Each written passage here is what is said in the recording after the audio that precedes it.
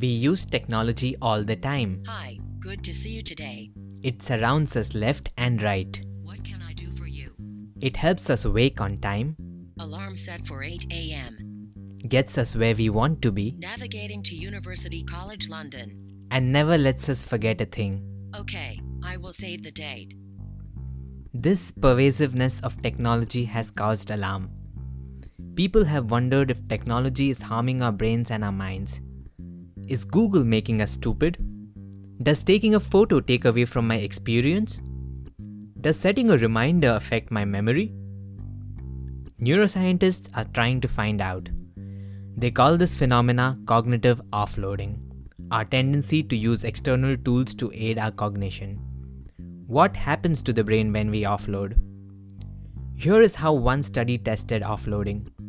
People were presented with numbers like these, and their job was to drag them, in order, to the bottom of the box. Except sometimes, they were instructed to drag some number to some other side.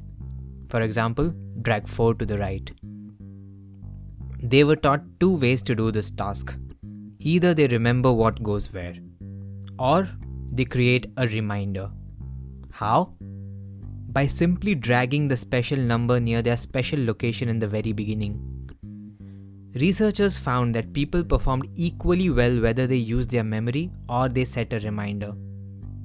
But here is what is striking. When scientists look into people's brain, they found it looked completely different depending on which way they did the task. When people used only their internal memories, their brain was more active in regions of the lateral prefrontal cortex. More curiously though, their brain showed some significant deactivation in the middle parts of the frontal brain. Not activation, but deactivation. What does it mean for a brain region to be deactivated? Does it stop working? No. As long as you're alive, the brain is always active. So when scientists say a region is deactivated, they're comparing it to some baseline. In this study, the baseline was rest, when people did no task at all. So when they say that the medial region was deactivated, they mean that it showed lesser activation compared to when participants rested. Now let's look at the brain when people chose to set a reminder. The lateral part of the brain looked roughly the same. But here comes the difference. The medial did not show as much deactivation as before. It looked more like the brain when it is at rest. So how might we interpret these activations and deactivations?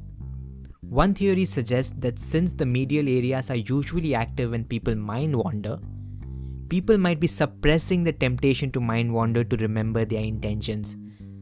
And when they have offloaded, they no longer have to remember anything, and their mind is free to relax and go on a trip of its own.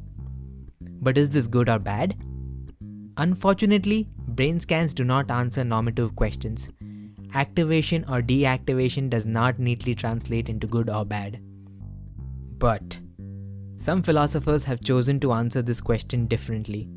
They claim that our devices extend our minds rather than make it better or worse.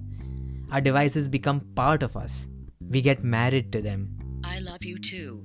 In this line of thought, technology does not make you smarter or dumber, but in fact, bigger.